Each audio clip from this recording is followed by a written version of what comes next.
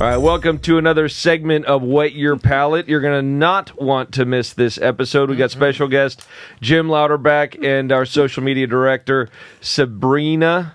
I'm kidding. It's a running joke. Kill you, bro. Sabina Balestrazzi and Chris Rubio, of course. We just had a great conversation about really the history of tech and the arc of where it's come, about being, an influencer and insights about current and future thoughts. Jim, thank you for being here. What you're doing on LinkedIn and your newsletter, getting people acquainted and informed with your opinions. Yeah, we talked about the power of the internet. We talked about gatekeepers. We talked about bad technology, and we talked about how AI is just going to crush us all. Oh, yeah. Leaving on a high note. And go with your palate fashion. We also had some fun tangents. Pokemon did come out.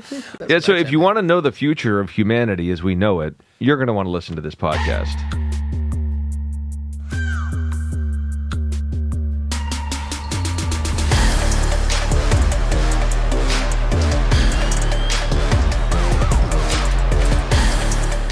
Oh, just so you guys all know, we're rolling right now. But Yeah. just like Okay, thanks, Chris. dude, we always do what, dude? I like to know all of us now we all just shut up. Dude. Yeah, you just do the cold open and don't tell anybody we're doing the cold open. Well, I like to let them know that because sometimes you say some shit that I mean, we could edit it out. That's why we can edit it. I mean, well, we do. We do it like every episode. We edit you. Well, especially now that we got You're a Sabina liar. on the podcast today, there's going to be a lot of editing. Oh, I Yeah. know, dude. Oh my gosh, yeah, Chad. No, but I do love Got a the lot idea of of doing, merging our what we're doing in social media and tech over to the tech industry. Mm-hmm. I would be totally open to that. Yeah.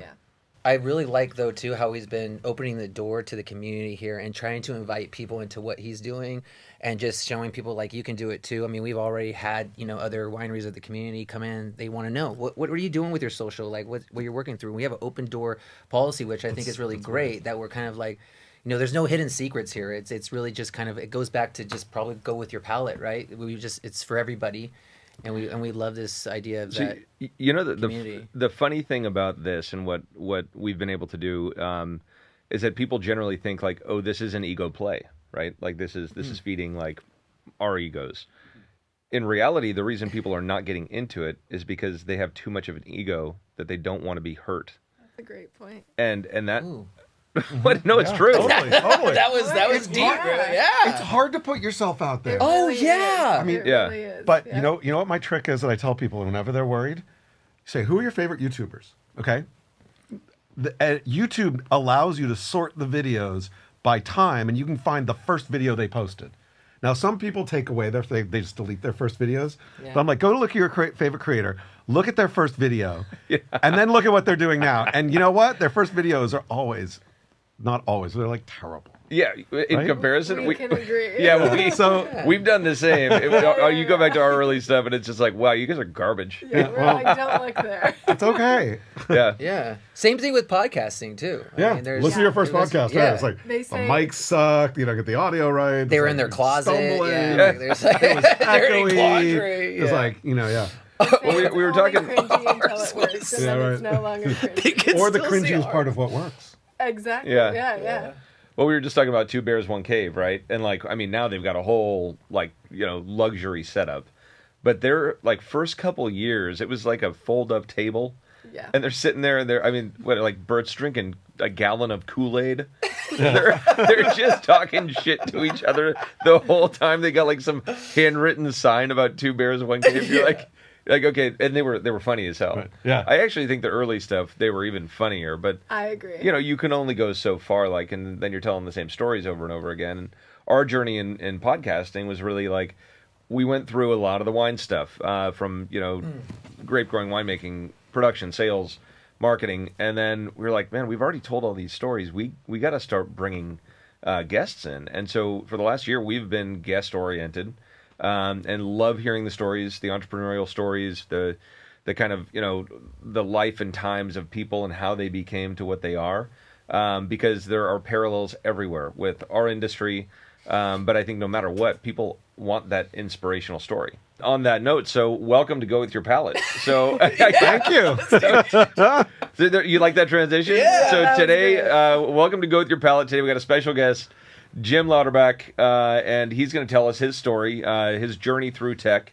And you've probably got to see it all, like from really the inception of how tech is maximized to what we're doing today with AI. And I mean, like, it's insane. The evolution has been nothing but just at light speed, it seems.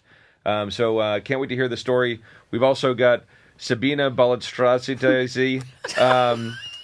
Sabrina, Nailed it. sorry. That was perfect. Balestrazzi, right? Balashazzi. Yes. Okay. It's one of those Italian names. I'm part Italian, but still I botch it every time. So social media manager here at Copper Cane. And then co-host over here, Chris Fat Mario Rubio, and then me, Joe Wagner. It's Fat Mario. Fat Mario. Mario. Thank you, Joe. Again, Italian. Botching the Italian. Mario. Yeah. Mario. Hey, it's Mario. He's a wop. He Hey, knows what's I up. never asked you because you're half Italian, half Mexican. So Yes. do you err on the Mexican with Mario or Italian with Mario? Oh, that's a great question. You know, that is a great question, and I do get that a lot. And it really depends on what mood I'm in. You know what I'm saying? Yeah. Yeah. So Well, if you look it's- Puerto Rican right now, so Dude, I told you, What's stop the calling me mood? Puerto. I mean, not that I'm Mexican. You know what I mean? And Italian. All right. I'm proud of where I come from. So which Mario are you today? yeah. Which Mario are you today? I'm feeling a little saucy right now. I'm feeling like Mexican. Okay. Yeah. Okay. I'm feeling like that. Okay. Yeah. I want to know about language. Do you speak Spanish and Italian? Oh my gosh, please don't put me on the spot with that, because what's sad is that this guy, so my dad didn't bring me up speaking Spanish. He's fluent. And so like we'd always kind of I get this weird situation when I was little, because he'd come up to, other of our fellow like Mexicans and talking and just in Spanish, everything like that. And I'm just like this young little white kid, just kind of like with my eyes wide open, just kind of like, yeah, see, yeah, see. And they're like, where'd you get this white boy, dude? Is this your son? You sure you're the father? Yeah. Who is Did you this do a guy? paternity test on that thing? No, but actually, Joe's actually you're fluent, aren't you? In Spanish, yeah. Yeah. Yeah. I lived Yes, down there there's though. all this stuff So yeah, all the those. time, yeah. yeah. So. Yeah, no, I bring it up. I spoke a little Spanish. I learned it in school, and then I spent a bunch of time traveling in Italy. The languages are so similar that I was always like, my brain could not choose between them. So, with that heritage, if you know both languages, I'm very impressed. I mean, the one thing about Chris is just he is not dedicated to learning new things. So I don't think he's. Sorry, we talk a lot of shit to Welcome each to other. Go With Your Palate. Welcome to Go With Your Palate. No bueno open. Well, thank you for being here, Jim. And I mean, I think we should just start with how did you even start to get into this space? Was it through college? What drove you to want to get into the vast world of technology? So, technology was easy. So, my dad brought home one of the first pocket computers, and then he brought home one of the first Apple computers. And just like today, kids growing up with phones and tablets and things like that, we grew up with this weird technology in our house. Like the modem, where you had an acoustic coupler, where you just stick the handset of your phone into this thing so that you could communicate over your phone lines. Before that was even a thing, we had that at home. So I went to school, but my career has really straddled media and technology. So I went to school and got a math degree, but I took a minor in mass communications, and so learned how to use computers. And so I got into working with computers and technology. But the thing that was cool is I did consulting and built computer systems and databases for the first 6 years of my career, and then I started writing about it. And so I started writing about it on CompuServe and AOL and some of these early platforms. And one of my favorite computer magazines had a forum on CompuServe. And I can still remember my CompuServe user number. Do you want to know what it was? What was it? 72247, 421. And I was up there, and my favorite computer magazine at the time, PC Week, I was on their forum and I was talking to them a lot. And and that's how I got to know them. And they had a job to run their test lab. And I was like, I'm never going to get the job. I was doing consulting, living in New York. They were in Boston, but I applied anyway. I went up there, and they gave me the job. And I said, well, I could be this big consultant working with big companies, or I could go write about computers and test them and not get paid a lot of money. I did that. And so that's kind of how it all worked out. Wow, and so that's what introduced you to media. Now you're doing. I mean, you're. Would you call yourself a motivational speaker? No. You seem pretty motivational. No. My goal now is to work to fund my travel habit. But what I think is I'm later in my career. But really, the thread of it is having a technology background, but building media companies and understanding where that intersection lives. And that's kind of what I've done. Now, basically, I'm a LinkedIn creator. I write a newsletter about the creator economy, and I work with some tech companies and creator companies. But really, it's those three things together that I've pulled together, kind of like the best things in my career when I was running PC Week and running their labs. And then I was doing events with VidCon with Hank and John Green. And I've kind of wrapped them up together into just doing my own thing now. So you get to pick the pieces that you've enjoyed throughout your career and then merge them into one kind of hobby, but it's not a hobby. It makes me money, yeah, actually. I mean, yeah. But I mean, Yeah. if you're doing your hobby, like winemaking is my hobby. Yeah. No, Right. my job is social media. He finally admits it. See that? He's coming around. I'm not going to ask you which one makes more money, which one grosses more, but that's good. I'm glad that you see it that way, and I'm sure Sylvia's His social media manager hasn't told him about the money. Yeah, I think she gave them all my credentials, and she's making money, and China's harvesting whatever part of my soul they want to. Almost exactly. That's awesome. Yeah. Well, we grew up on PC Magazine too. I mean, when we were like doing computer nerds, Yeah. I mean, that was like in the time of if you had like the Pentium 100 computer and you were just big time on your dial-up NapaNet, The and Tandy you could get that of course. G4 graphics card, dude. Oh man, dude. Was it the Tandy Earthquake? 2000 or something like that? It That was computer? The TRS 80. Remember the Trash 80? That Oh, was yes. Earlier, I wrote my first column for PC Week on a Trash 80. Oh my God. Yeah, but thank you for the PC Mag thing because I ended up being editor-in-chief of PC Mag. That's what I too, wanted. so- Yeah. How long were you editor in chief? Just a couple years. I ran their websites, and I did magazines. I ended up moving out here to the Bay Area because we started a cable network about technology called ZDTV that became Tech TV. But I went back to do that. But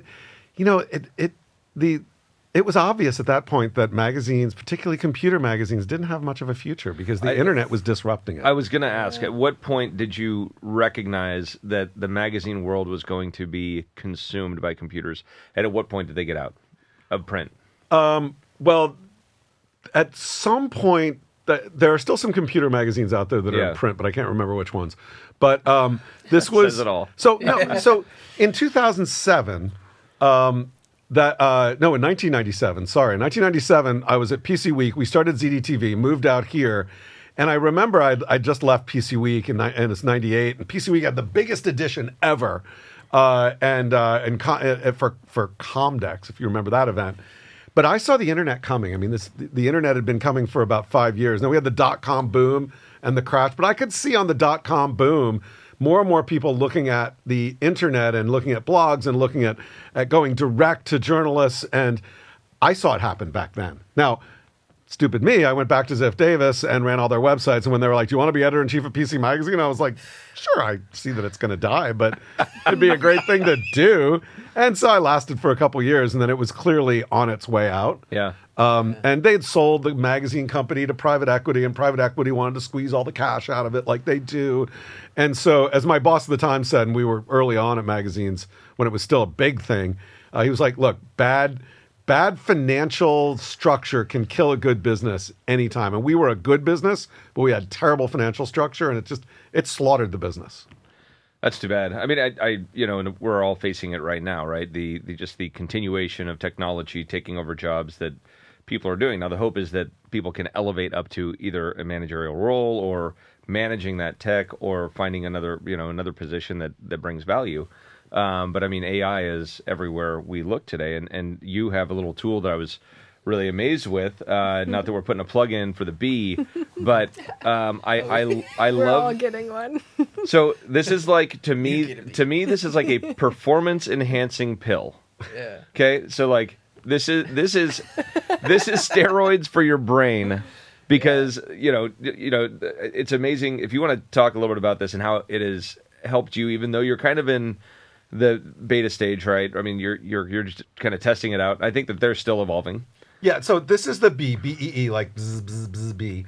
And it's not recording right now. It's red because I want to tell people when I do it. But what it does, it's got a mic here and a mic here. And it records everything. You can wear it all day. This clips on, and then there's like one for your wrist.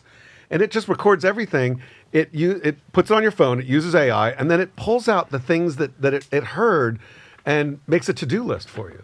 So yesterday I was talking to a friend of mine who started a new company that's doing computer-generated video as storytelling. And we talked about a whole bunch of things, but it gave me the 3 or 4 things I needed to do as follow-ups from that conversation, a couple of which I totally forgot.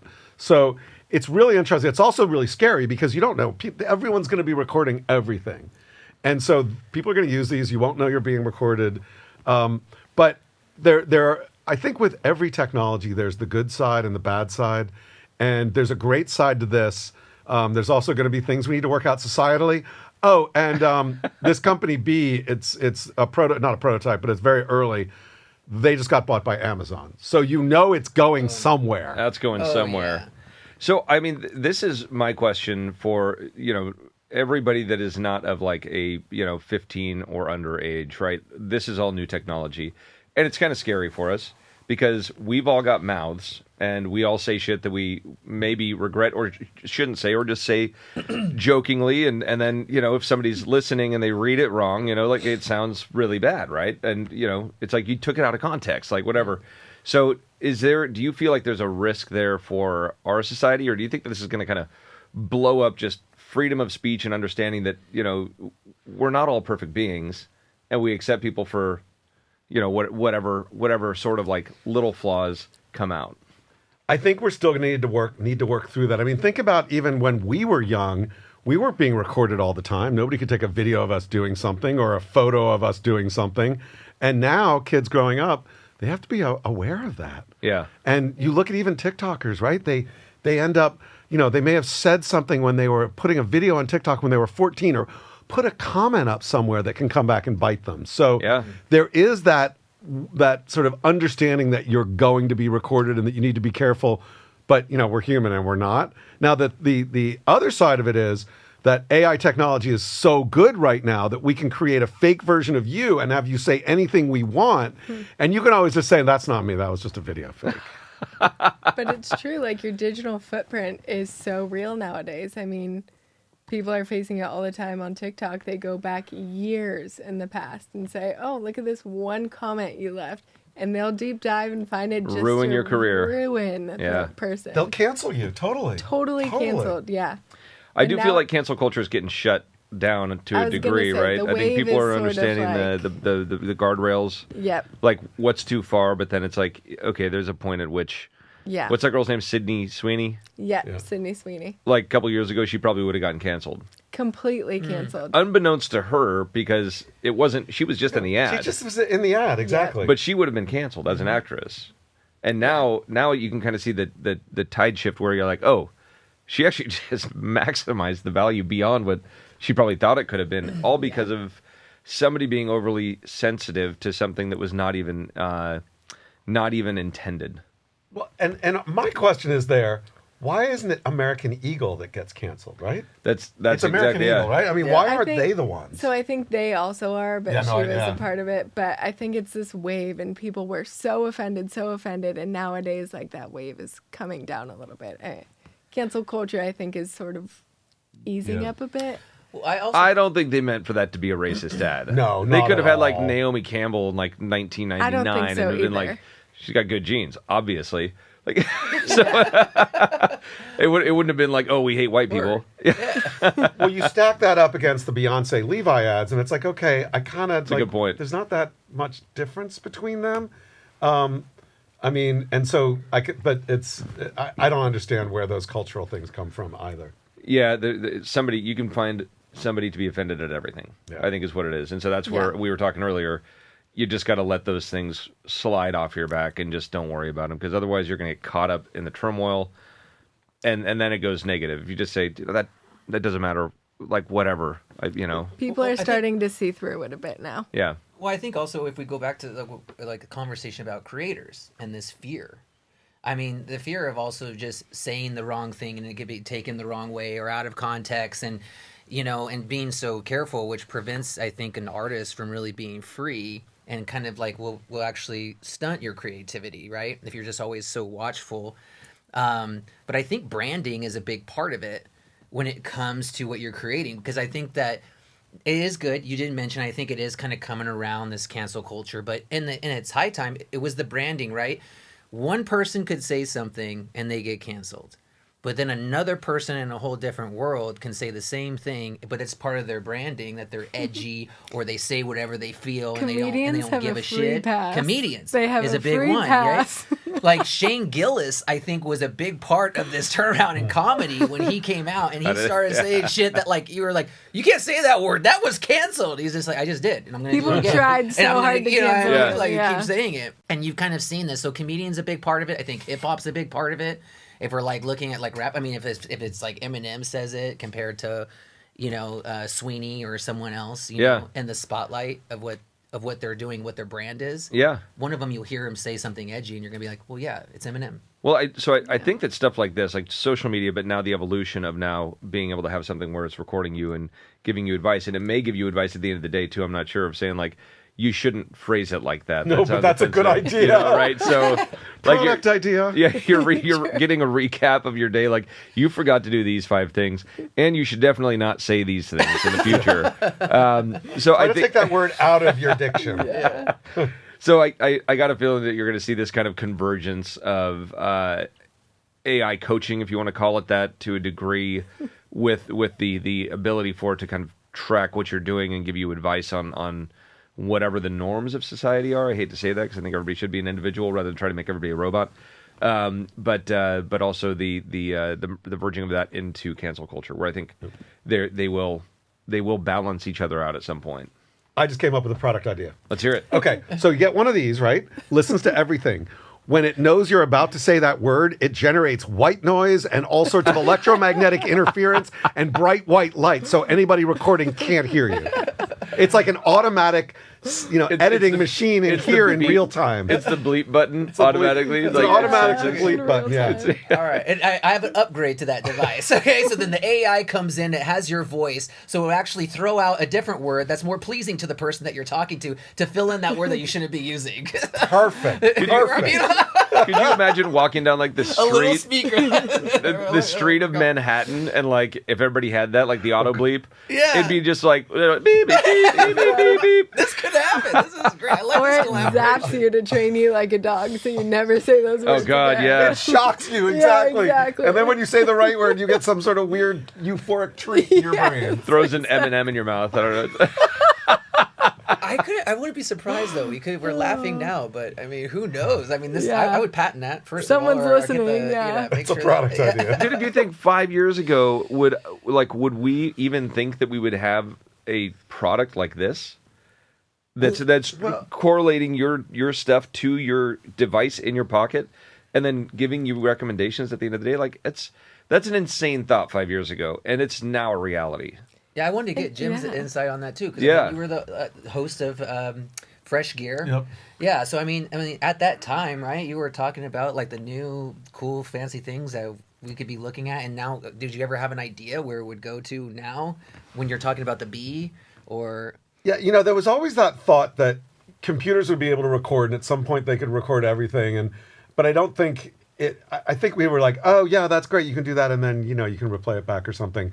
But it's really hard. Andrew Chen, who's a VC at Andreessen Horowitz, and I love this saying of his, is that it's really easy to see first generation changes when a new tech comes out. It's like, oh, this new tech is here. Well, it's going to change this. But it's those tertiary changes, secondary changes, N+1 changes that are really, really hard to forecast. And the fact that you can carry this around and do this that's like an N+2 and N+3, and that's hard for people. It's hard to make those predictions. Like, when the internet came out, we were like, oh, the internet's great. It means that like I can write a blog and reach everybody. That's like an N+1. But did you ever think you'd be able to hail a car and it would pull up and you wouldn't need a taxi? Like Uber and Uber Eats and self-driving cars. It's like, no, that was like way out in the future, but it's here today. Yeah. Yeah, and so yeah, that's a great point though. There was no forecasting. Maybe there was like, I don't know, Steve Jobs or something who was like, this could be a possibility, or Elon Musk, whatever. You got to have those visionaries who are just like, insane and willing to go that distance to try and bring it to market.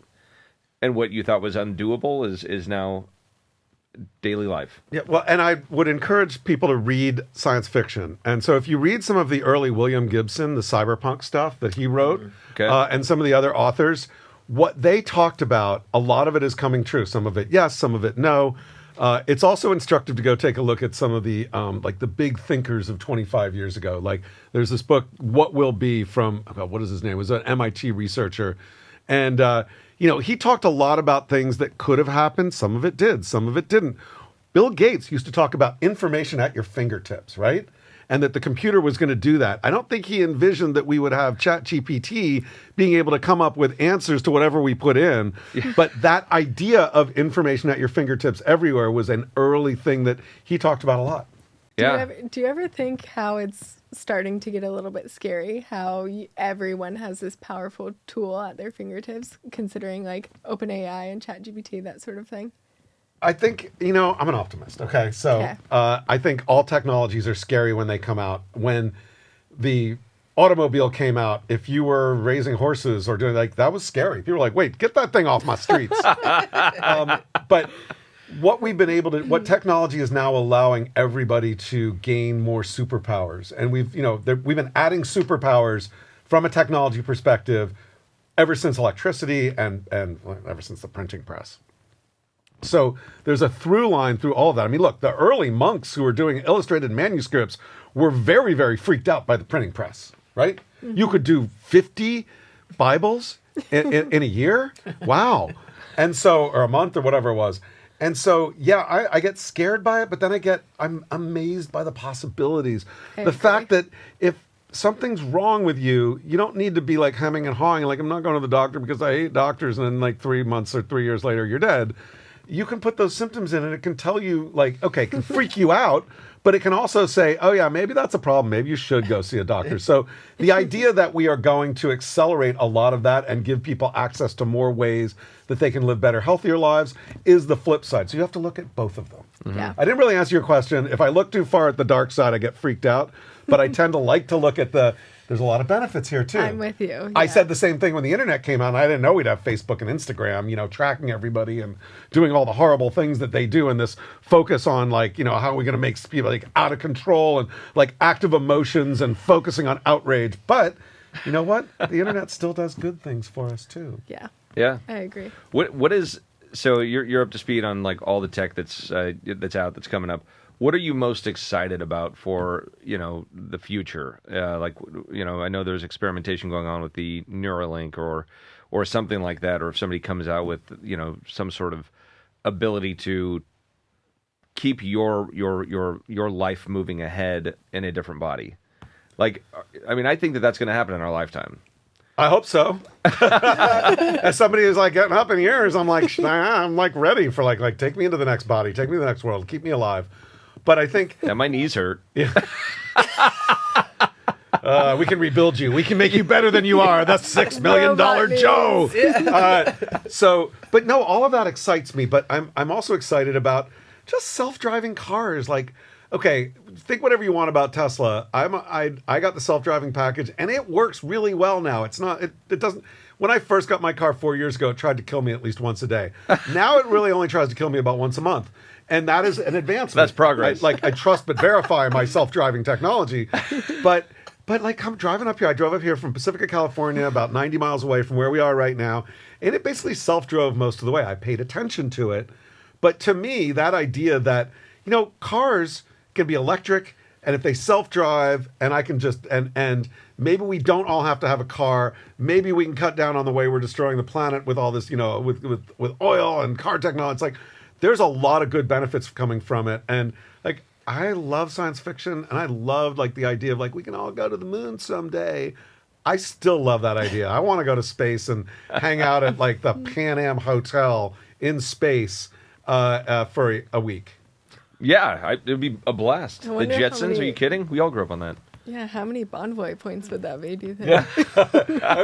For a little while, I don't think you could. I don't think you could. Even spend $1 million or $1 zillion Bonvoy points for that trip. So, but eventually, Unless it's a Yeah. one-way ticket.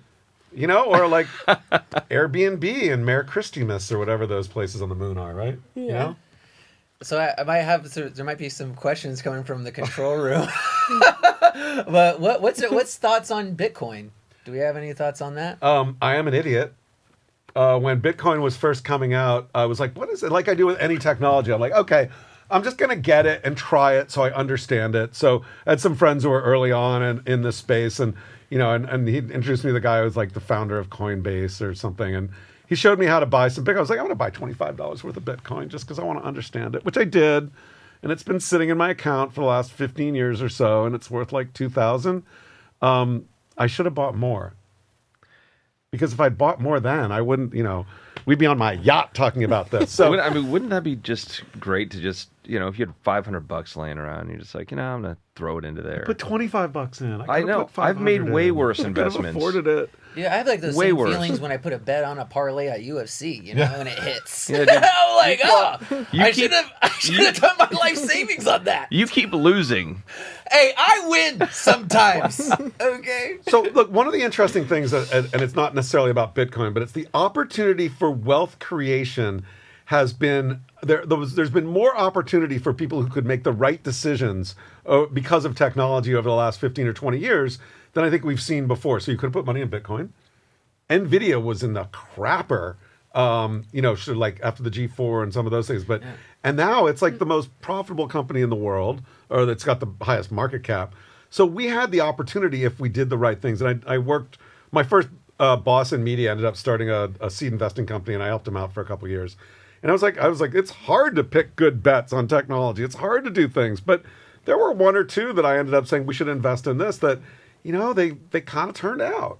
So not that I had any real money in it, but so I think the thing about Bitcoin is it is a store of value. And it's a store of value that's interesting, that's not controlled by a government, because most stores of value have been usurped by governments. Gold's a store of value, right?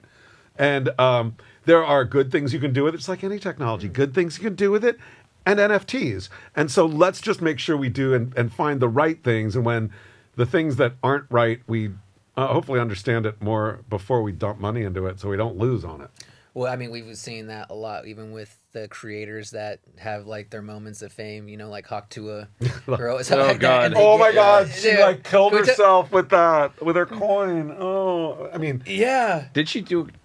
That's right. She came out with a coin. she came out with a meme coin. And that's what just, And she didn't really sort of even know. I mean, she was probably look, she grew up, she rose up, she started getting represented by, I don't know, I forget who, and I'm sure they're like, oh, you should do this, it's a good thing. And she's like, okay. And then, you know, She got into some legal trouble with it too. oh my God. Yeah. But like, was it? But it was the temptation was there, right? She's like, okay, I've got my moment in the spotlight. I think We she can knew she maximize had her this. 15 minutes. Yeah. Yeah, Yeah, Oh, she was yeah. trying to How do maximize I it, but she maximize- got some bad advice, and she got a bunch of lawsuits, I believe, right? Is it? Yeah. Yeah. Well, look at Jake Paul, right? I mean, Jake Paul had a coin out there. It's totally like people spent a lot of money. His fans, he got canceled on it. He was able to move beyond it, but crypto is still it's still been canceled across the entire creator space.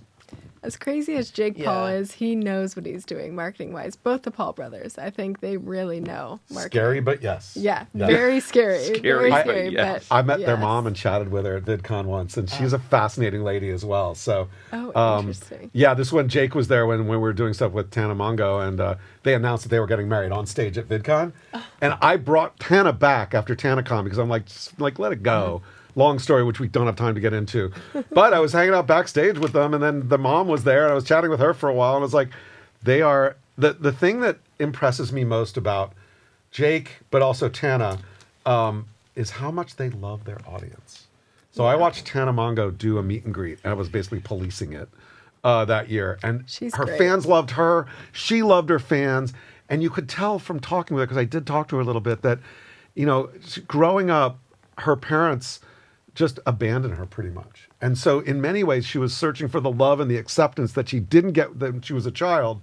And she found that through being a creator. And you could see the joy in her eyes. And that's why, say whatever you want about her, but she is a creator and she is passionate about her fans. And I love that. And she's super authentic in doing it. She didn't really follow a rule book. She sort Yeah. of created her own rules and says whatever she feels like she needs to say. I mean, I think people can understand the authenticity behind her. And I think that's saw why they it. respect her. I mean, one of the moms. You came saw up- it. You saw it in real life. I saw it in real Yeah. life in a meet and greet at Yeah. VidCon, and then one of the 14-year-old girls there, her mom and I were talking because her mom, escorted her there. She's like, "Are you worried about this? Like, should I be worried about my daughter?" And I said, "Okay, remember when you were 14? Who were you fans of?" And she's like, "I was like anybody that your parents would have been like concerned about." Like, yeah, Spears. and I'm like, same thing. Yeah. Madonna. Yeah. It's like, Exactly. So the burning question: did Jake Paul ask if you wanted to fight him? No, that's You're too I'm young. not a fighter. You're too young. No. You're too young. No, A, I'm You're not a too fighter. young. B, we never really got into You're that. too at that healthy. level. And if he did, I would have said no, thank you very much. That was before I was a LinkedIn creator. Now that I'm a LinkedIn influencer, I would be like, can we stream it on LinkedIn? And because the answer is still no, I would like no. So I think we should jump Yeah. straight into this creator thing. That was a good segue. Yeah. So- good. I started out. I mean, I started out writing. I started out consulting, and then when I was in magazines, I had a column in PC Week, PC Magazine. When we came out here and did ZDTV, Tech TV, I hosted the show Fresh Gear for a little while, and I've been in front of the camera. I was never a creator, right? I was a CEO. I was building stuff, and I was writing about it. But when I took this company VidCon, which does events in the online video space, and sold it to Paramount for the owners and stayed there for 4 years. But when I left, I was like, I want to lean back into writing again. I mean, I still have my blog. It's like 20 years old, 25 years old. But I kind of a newsletter that I'd started writing during COVID at VidCon as part of Paramount. I kept I put it on LinkedIn, and I kept my LinkedIn audience when I left because it's my LinkedIn audience. And started leaning into that. And so through that, sort of accidentally, I ended up becoming a LinkedIn creator. But it's only really in the last 3 or 4 years. And so how do you find success in doing that? Is that really just consistency and listening to your fan base and then creating content that they want to hear? Or are you just kind of going like with what you think is interesting and letting people absorb it when they want to? It's a good question. So the biggest thing that I do is this newsletter that is almost 5 years old. And I just write about the things that are interesting to me. I do the newsletter for a couple different reasons. One is it keeps me up to date on what's going on in this creator economy world, which is where I'm now one of the sort of leading voices on. And I write about the things of interest to me, but I do it every week. Every single Monday it comes out. I try to take a week off. Usually I don't.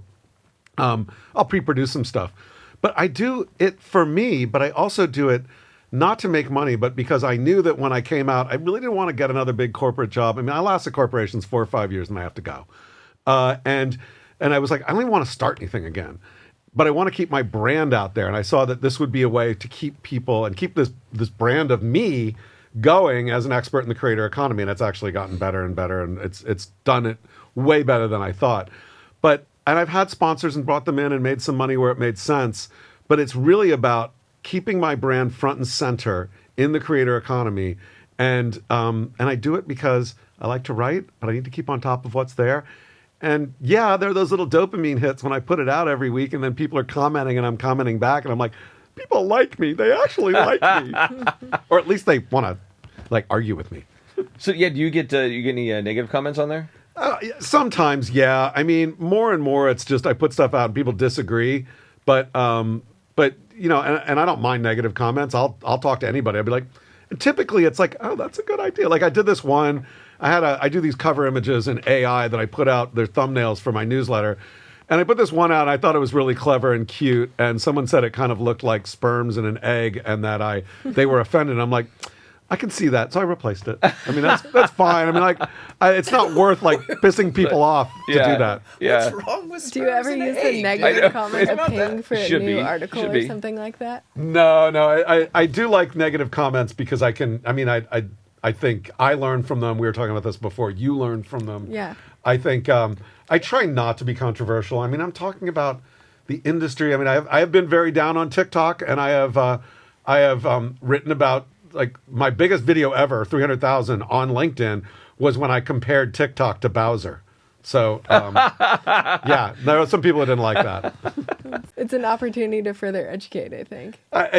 For me, it's an opportunity to try out my opinions. Like, It was something I did recently on YouTube, and I've gotten to know the people that run the algorithms, and they like held me accountable on saying it's the algorithm. Like, it's not the algorithm. It's like, yeah, you're right. Okay, fine. But I rewrote this thing 4 times over the course of a weekend, and I was actually I was seeing this band Fish for 3 days with a friend, and like every morning I'd wake up and I'd rewrite it again, and it finally got to where I thought it was good, and then I saw my YouTube friends and like, yeah, you were right. And I'm like, thank God I rewrote it so many times. So it helps me get my thoughts down about what I really think is going on.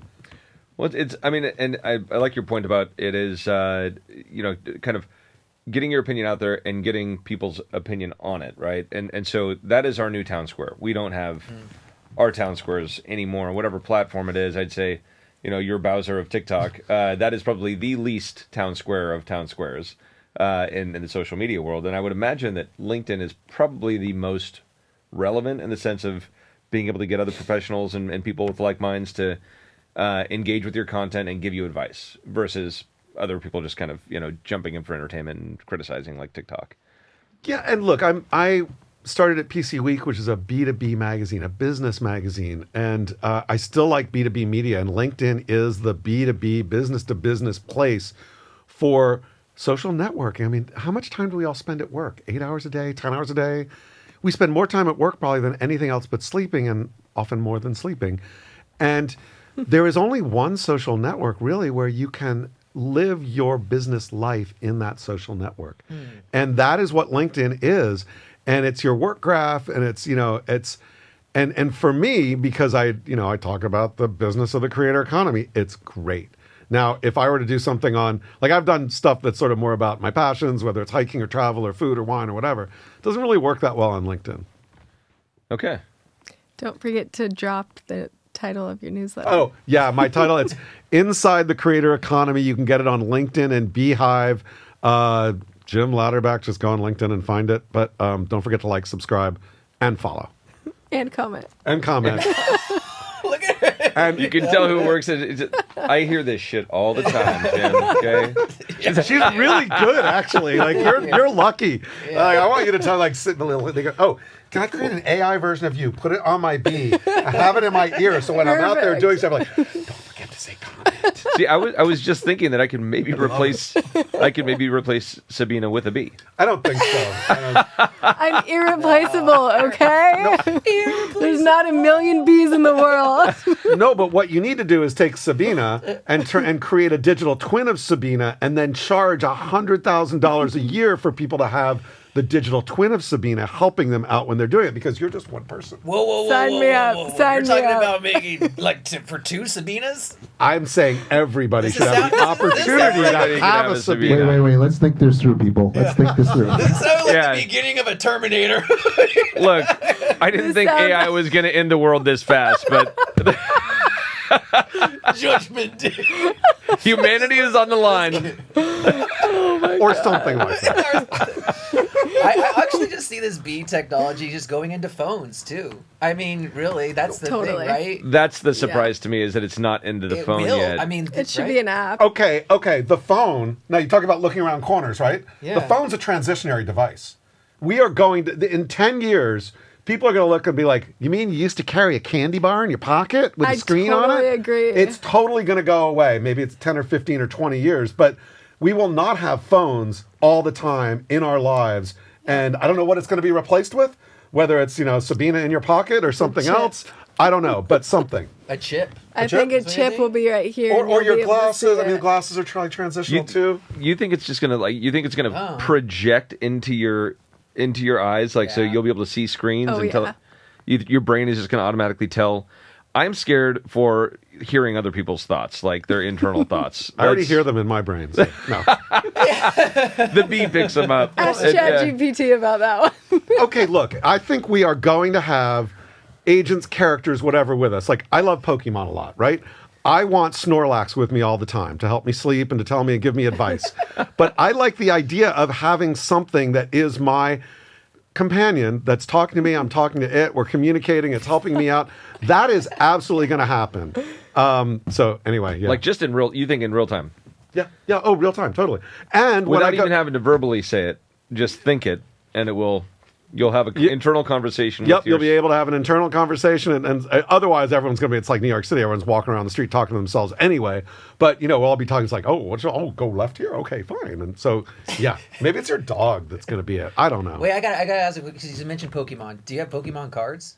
No, I never did the cards video game. Because I've even been seeing some of these stuff. These cards are still going. Oh, the retro, the Yu-Gi-Oh stuff. Thousands and thousands of cards, dollars. totally. And I was just like, I was Again, Chris, you missed an opportunity for an investment. I was doing Magic the Gathering. Hey, I got still some good cards, all right? What are they worth, Chris? Well, okay, now that you asked me. This happened, actually, it was about 5, so we're going 5 years ago, so it's even more now. But I got tested about someone calling me a nerd for collecting Magic cards. So I was like, okay, I had a 3rd edition set. I was just like, watch me turn this and make some money. And I went to like a comic store in actually Santa Rosa. Yeah. $2,400. Boom. Wow. And just like turn that around. I mean, all right, here's a tip. Something. Here's a tip. Yeah. And that's like low price. Okay, so go out and get some Labubus. Don't open them. Put them away for 40 years. You heard it here first. Yeah. Labubus? Labubus. What's the Labubus? You haven't seen the Labubus? No. Okay, think of it. It's like I'll do it. Pull I just up want Yo, Labubu. Art, can you pull up a On it. Labubu? They're little like accessories you put on your purse and Yeah. Oh, Designer it's like a bag. Beanie Baby meets where the wild they've been things going are. on all the luxury purses. Yeah. Yeah. Yeah, but Okay. go to Pop Mart, buy some. Don't open them. The popular ones.